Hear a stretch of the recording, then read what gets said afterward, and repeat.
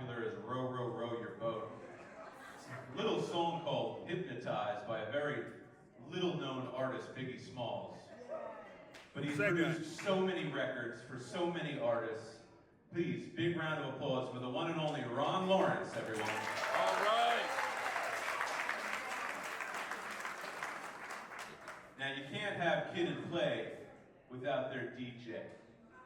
And there's a man who's on the turntables, cutting and scratching, doing tricks way ahead of his time.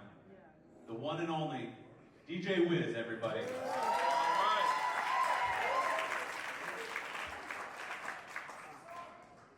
Hip-hop is so driven by masculinity and male machismo, but there's been a few women that have really taken us to whole new heights and have opened doors that nobody else has been able to open.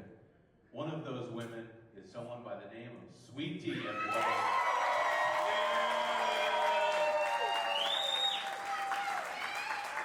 All right. You know, I don't use the word boss lightly. And when it comes to being a female boss, there's someone that I really think of, someone who is iconic and who I heard for the first time on an album called Herbie's Machine. That was an incredible single for an incredible MC, the one and only Antoinette, everybody.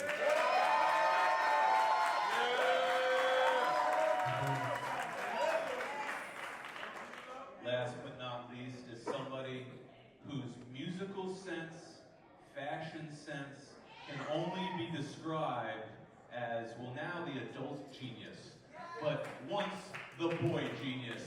Round of applause for the one and only Kwame, everybody.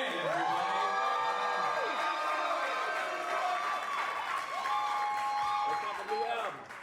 There's two people that'll be hosting our podcast, and there's somebody who I lovingly say is not only a friend, but he's a mentor to me and so many people in hip-hop because he is the world's leading expert and historian in hip-hop, the one and only Jake Wan, everyone. All right, Jake Wan, hip-hop historian.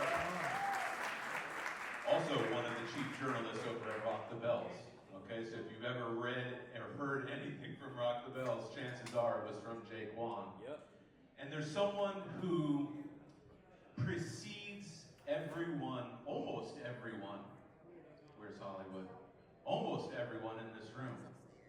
He's the chairman of the board at the National Hip Hop Museum. He's one of the Cold Crush brothers. He's one of the writers of Rapper's Delight. Yes. He's one of the most iconic MCs, every MC's favorite MC. Hip-hop god. The one and only hip-hop god, Grandmaster Caz.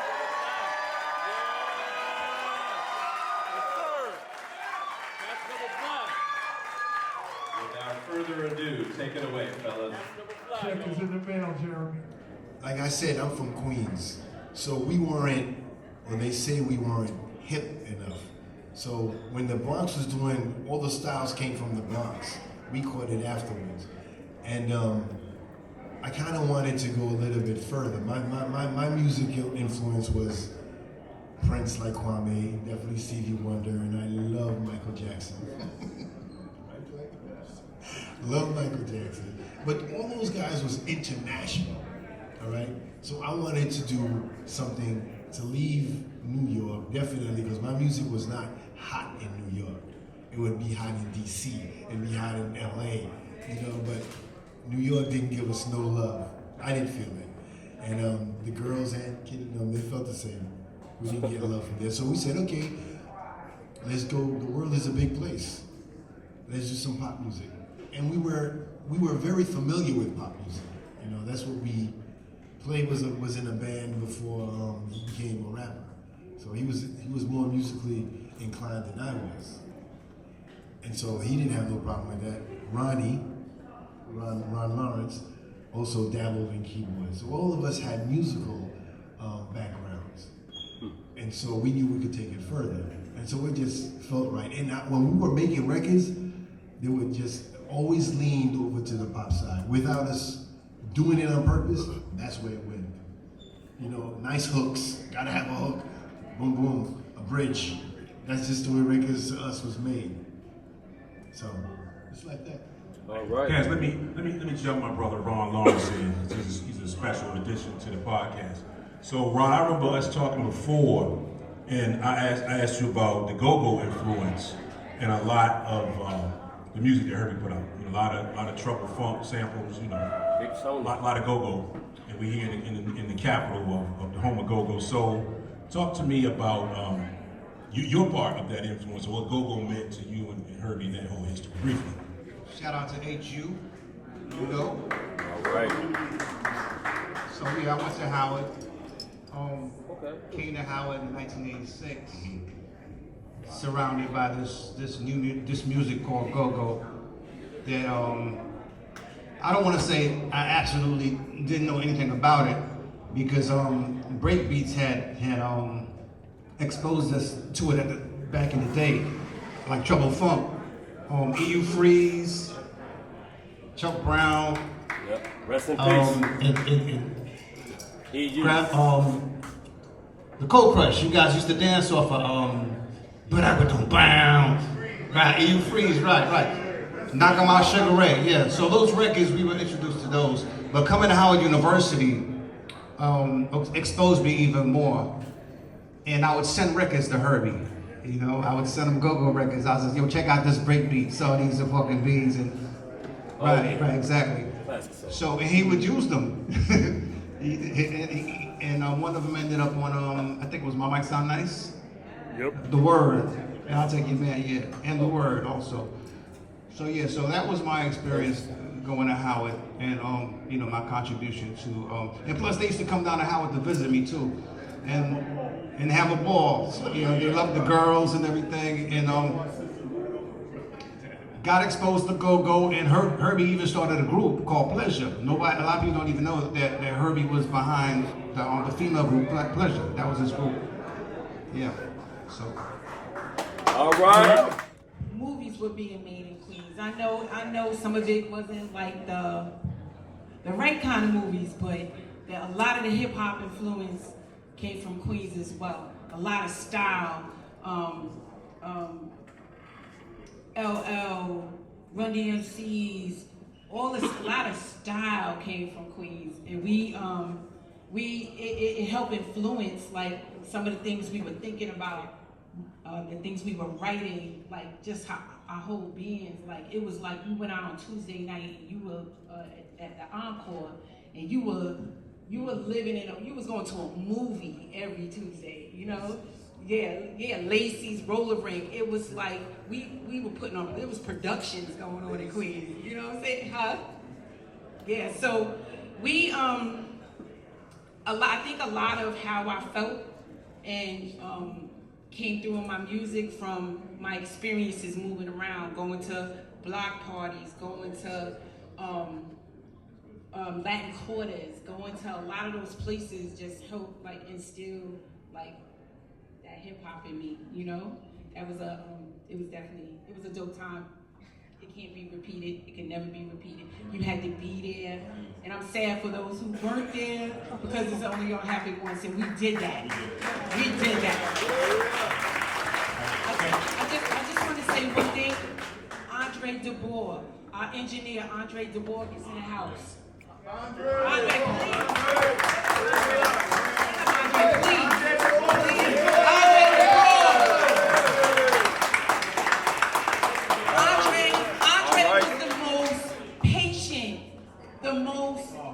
his insight on each one of us when we came in the studio, he was able to work with us, work with our personalities, Andre, and record things that we didn't know were being filmed and would end up on our songs. It would be just so that I'd be like, wait a minute, I didn't record that, but I didn't say that on the mic, but I said it on the mic, I guess. But he was so dope, and I swear to God that like part of me wouldn't be me in my recordings if it wasn't for Andre DeBoer. Right? I mean, I grew up at a time where for me, what influenced me was the jams in the park, was the people grabbing the microphones, and everything was kind of live. And then being in an environment where you feel like you're in a straitjacket and you can't move, it's hard. So finally, when I had my first album, there was a song on there, Lights Out, Party's Over. And that seemed to be what people heard and thought that I was attacking MC Lyte, not realizing that MC Lyte attacked me. But what I can honestly say is that MC Lyte and myself, we never even met each other, so we didn't have a personal beef with one another. And it took 30 years before we even spoke. Wow. And when we spoke, we realized that, and I hate to say this, it was kind of males petting us against each other when we didn't really have a problem with each other. And so, you know, for like a lot of the ladies and stuff in hip hop today, that's why I say be real, be you. You know what I'm saying? And at the same time, pay attention to your sisters. Because it's important for us to stand together and come together and not be divided because there's only one girl around. No question. I agree. All right. And the other question is about Clark Kent, your DJ, the late Clark Kent. Tell me about the kind of man he was, kind of person he was, you know, even back then as your DJ. But the first part is the Soul Train experience. Shout out to JP. Got the original Day to Day T-shirt from the first Wipeout tour. 87. That's 87. But being on Soul Train was incredible. At the time, me and Herbie used to perform together all the time, you know? It was like, he was my right-hand man on stage, because we clicked as, not only in the studio, but as brothers. We were just rocking, and we did a song together. Oh yeah, it was the women. Yeah, we had something in common, the women. But, and fashion though, as well, you know what I mean? As well as fashion. Being on Soul Train was an incredible experience. Don Cornelius was a different type of character at the time, you know. He had built up this machine, as you could say. So I'm just a new artist coming on there, just happy to be there, you know. And he treated us well for the most part, you know. When we got on stage, he asked us a couple of questions, and he actually spoke to each one of us, which was really cool, you know. A lot of times he just speaks to the lead person, but he went around and spoke to everybody in the group, so I thought that was cool. But, you know, I had another run-in with the whole Soul Train thing with me and JP. I got nominated for a Soul Train Award that year as well, you know, against Heavy D, LL Cool J, a couple of others, I think Kool Moe Dee, but LL won it that year. So we went to the after party, me and JP, my manager, that I was nominated for, just me and him, and we get to the door, and Don Cornelius is there with his son, and like, yeah, you know, I got invited to the party, and he's like, okay, you can come in, but he can't. I said, he's my manager, it's just one person. He's like, no. So basically, I was from Fort Greene, Brooklyn, 21, so I cursed Don Cornelius and his son out, told him, F you, nobody gives a damn, y'all ain't doing, this ain't about, I'm out. Yeah, I went off. I went total Fort Greene. I was ready. Right, JB? We was about to fight. But we just left, though. We left. And then look, the crazy thing is, when I left, I got in a limousine with Actor 7, the Baby Faces. He said, man, you can't let him get to you, bro. You got to be big in this moment, man, because you never know. I said, fuck him.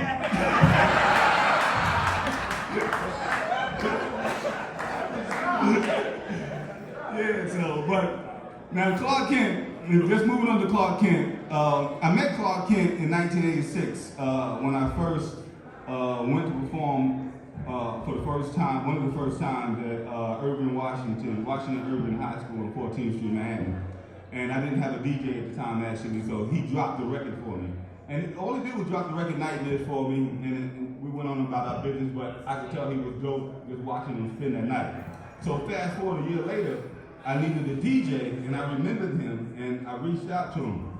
So the thing about Clark is, man, he's a perfectionist, you know what I mean? I call him, because he's tall, you know, 6'4", 6'5", you know? I call him the Magic Johnson of the turntables, man, because he's tall, and he got all the tricks. He's an incredible technician on the turntable. They give Jazzy Jeff, Cash Money, DJ Scratch, and Richie Rich, but Clark Kent is right there with them. He was right there with them in that regards, and then later on he just became a great, just all-around DJ and a producer. And another funny story about Clark Kent is that he wanted to produce on my second album, which I should have let him, but I didn't know no better. But he had never produced anything. So me and Herbie looked at him like, not on this album. But then look, how big a mistake is that? He went on and produced the Troop joint. That could have been my beat, you know what I mean? So shout out to Clark Kent. He never let anything get him down. He always said, oh, you told me no? I'm gonna get it done this way over here. And that was always his character. So I love Clark Kent. And he always, you know, have a special place in my heart as a friend, as a DJ, and as hip hop. So I love you, DJ Clark Kent.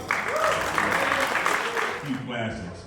Out of all of your discography, which ones are your favorite? Top three. My top three, number one being It's My Beat. I Got the Feeling. And there's a record that's on It's Tea Time that people might not have heard, but it's called As the Beat Goes On. And it was like a playoff for It's My Beat. Like, I love drums. I love funky drummer especially. And so I made a, you know, I remixed it and did like remember As the Beat Goes On, Herbie? Yeah, so that was like my third favorite record off the album. So I even thought the Christmas joint, like the Jingle Bells Rockin' joint. But yeah, but I mean, yeah, that was definitely a good song. I was happy to make a Christmas song. You know, a lot of people don't know this, but when I was with Motif, she would come up with the beats. I would just put them together. I remember you came to me and said, doom, doom, doom, doom. What the hell is that, right? And I had to play it. And I'm not a keyboard player, but I had to play it. And we threw funky drummer behind it. Yes. And this was more her idea, so she should be an executive producer. Hopefully that direction. I want to add to that real quick, and I say it in the induction speech. I will say it later. You know, that year '86 was what really kicked off what people call the golden era. It was mainly because of sampling.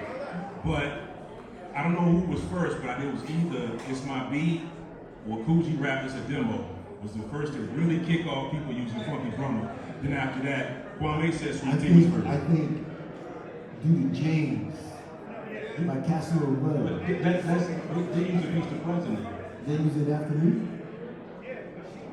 She used it first? Okay. It was either G-Rap or Sweet Tea. Either way, everybody started sampling. But I'm gonna tell you what, when It's My Beat came out, and then I heard Kool G Rap's record, I got like nervous for a minute until I realized I write this one for both of us.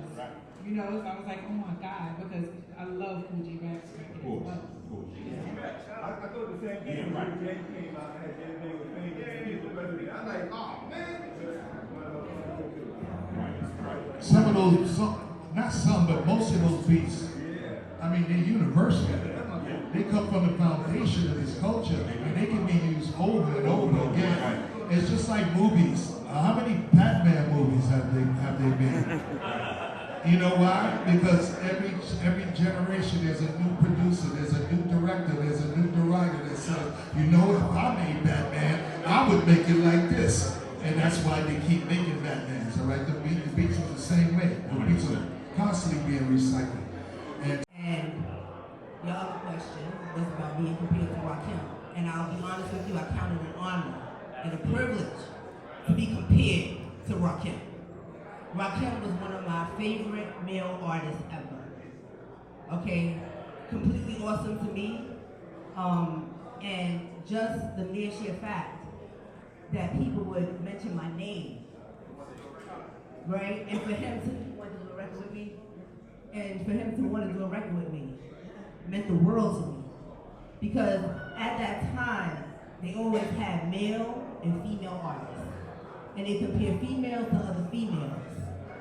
But I was able to break that barrier.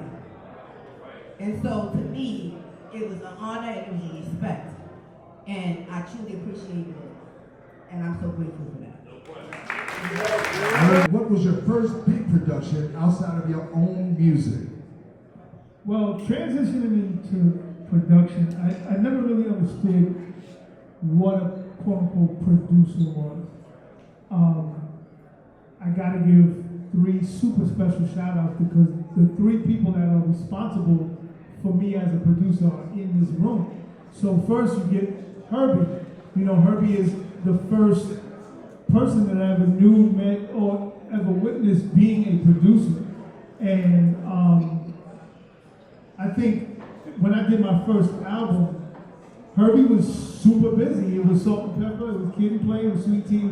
So for me, even though I already had the album pretty much done in the demo form, being in the studio, I wanted, you know, I'm sitting around waiting for Herbie to show up, and Herbie would come through, but he's just a busy man. So for me, I'm learning, as I'm watching, I'm learning the craft, and then I'm completing an album based on that. You know, so Herbie is the blueprint, like seriously, like my 1000% blueprint. Then Dana is a guy named Dana Mosey is in this room. Dana, I don't know where you at. Dana right there. Now Dana, come to the front for a second.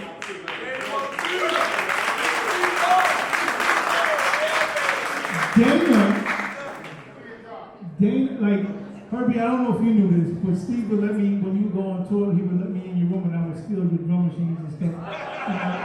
I would learn how to use the 808, the SP12, the DX. I would have it at my grandmother's house and then bring it to back to your room before you came. But anyway, when I got the MPC 60, Dana came to my house and showed me how to make beats on the MPC 60. And Dana was the one that helped me with that battle because I'm a Nakai MPC dude from that point. So Dana, you know, if I never publicly thanked you, I'm publicly thanking you now because Dana was doing incredible. And I don't know if I was a good student or not because he kept showing me, no, you gotta do it like this. But this button? No, that button. I'm like, so thank you, Dana. And then when the rap career went low, Ron Lawrence, we lived on the same block in Queens. Ron Lawrence came, and when no one believed in me, Ron did. And Ron came and was like, these beats are dope. We can sell these beats. And I'm like, what you talking about, Ron? And I would give Ron these beat CDs, and he was like, no, we can sell these beats. And I just remember like just being in bed. I had a 1-bedroom apartment in Harlem, no money. You know what I'm saying? My rent was $420. I had a hookup. And I'm trying to think, I had publishing money coming in, but there was no real thing. And Ron called me in the first thing in the morning, and he was like, yo, we got 2. Like, 2? Yeah, we got LL Cool J and Mary J. Blige. I'm like, what are you talking about? He said, no, we got 2. So, no, LL Cool J, we got 3 on LL Cool J and 1 on Mary J. Blige. That was my reintroduction back in. Because Ron believed in it. Matter of fact, I was trying to do a rap group. And Ron believed in the rap group. And we went to Herbie's house and we recorded these rap records. And Ron was like, nah, man, you can sell these beats. You worried about rhyming, you can sell these beats. And Ron put the jet fuel in my backpack, man, like for real. Yeah, and when we was joking around, I was like a machine with these beats came on mill, and we went and we were knocking them off sales-wise. And then from there, I just sprouted out and just continued to do it. But the people that are responsible for me are here, right here. And I can't think of that.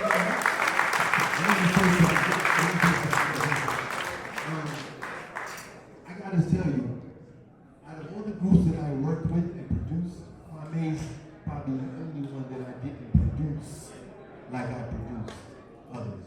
Kwame would come up with whatever he came up with. I'm like, okay, cool. Let's get this one.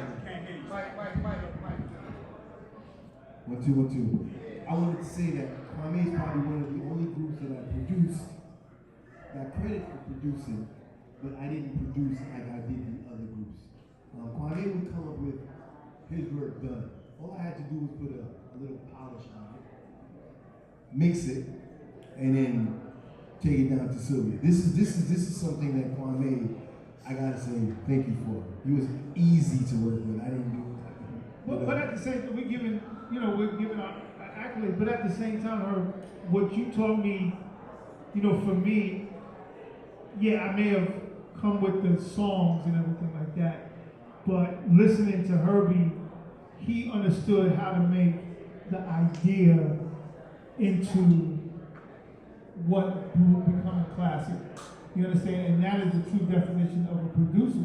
When you look at people like Quincy Jones and stuff, Quincy may not have been in there playing the flute or the guitar or whatever, but he knew how to put it together. And Herbie is the greatest at that. And that, you gotta understand, learning that, seeing that, being witness to that, being a part of that, listening to the direction. Because, for example, my record, The Rhythm, when I made The Rhythm, when I first did The Rhythm, I turned the whole record in. But I'm rapping like I'm trying to kill somebody. Okay, get some fucking. And Herbie's like, yo, man, will you chill the hell out? And you know what I'm saying? And guided me and showed me how to be me and how to just chill out, lay back, and express myself. I would to add something to that, what Kwame just said. A lot of people don't understand exactly what the word producer is. They think you're the guy that comes in there and play music, and no. That's not what a producer is. To me, a producer is a person that gets the finished product finished, however it needs to get there. If Quincy Jones pull one of the other guys that writes, like Rod Templeton, right? He came in and wrote probably Thriller. Of course he didn't do that. Then the other kid from Toto was playing the keyboard. Of course he didn't do that. But Quincy is the orchestrator. He's the conductor. He didn't play an instrument. And I don't play any instrument. But when I hear a great record or a great idea, I'm like, oh, hey, let's do that. Kwame, you need to smooth that down and say it this way instead of that way. That is what we did, and that's how we respected each other's role. Sometimes Play would have to play the producer because I didn't hear him. I didn't hear him. Kid came up with the chorus to Kid and Play, roll Kid and Play. I don't know where he got that from. But okay, let's do it. And a producer has a lot of hats, but it's not always hands-on. I give a lot of credit to Puffy, aka what is he called? Diddy Love Records. Yeah, Sean Combs is one of those producers. He's got an ear. He hears things. I don't know if he can. Can you be the drum machine? Okay, sorry. No.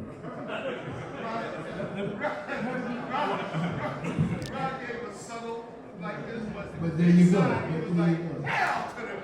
Let me say something real quick about I just wanted to say one thing to Herbie too, is that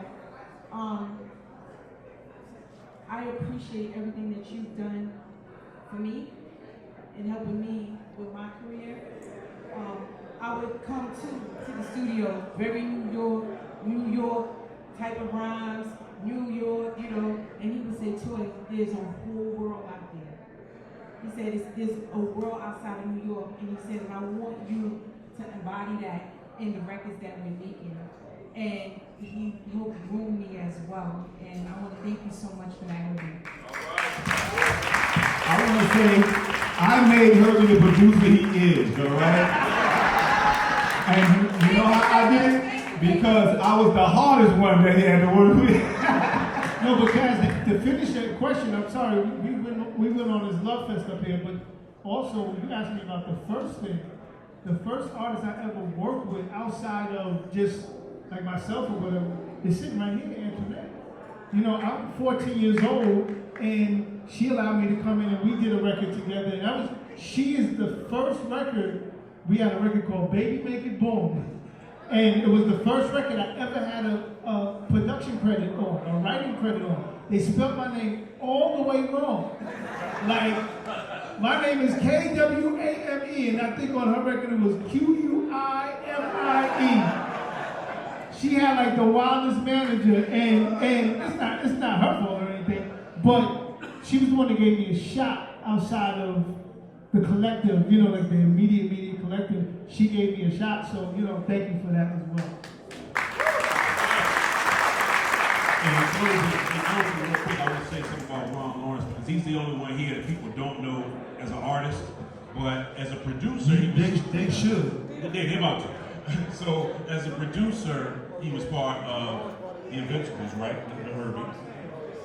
Part of Puffy's Hitman, but he's also on the rock of Two Kings and a Cypher.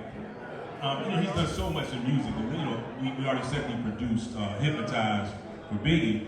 So many other hits that he produced, but he's also, when you see these AI videos that are floating around social media, it's taking you back to, to the disco fever and talking about the flat top and the earrings and all the culture of New York and of hip hop.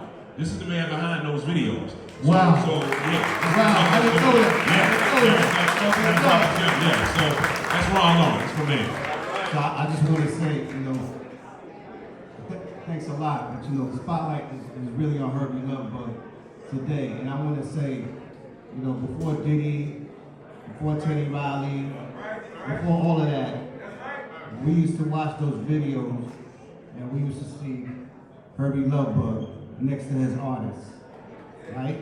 And I remember starting with Salt-N-Pepa and Supernature, these young ladies, they were young. They didn't know how to maneuver on stage. Herbie had to hold their hand. Herbie had to get on stage with them and literally be the third person on the stage with them. And that became a staple for him. And they moved on into the videos, and then it went into the other artists. So we got to see Herbie Lovebug, the producer, in videos with all of his artists. And I even remember Herbie coming on stage with a drum machine. I mean, nobody was doing that at the time. We came to Howard University with Dana Dane and the drum machine. Remember that, Dana? Yeah. So, right. So now you see, then he had the Invincibles. Later on, you had NEF and the Untouchables. And then you have Puff Daddy and the Hitmen. But it was this man who started the blueprint. He's the one who paved the way for the Teddy Rileys and everybody else to be in the videos with their artists. Herbie Lovebug. Give it up, y'all. Give it up. Make some noise up in here for our entire panel. Herbie Lovebug, Dana Dane, Play, Ron Lawrence, DJ Wiz, Sweet Tea, Antoinette, and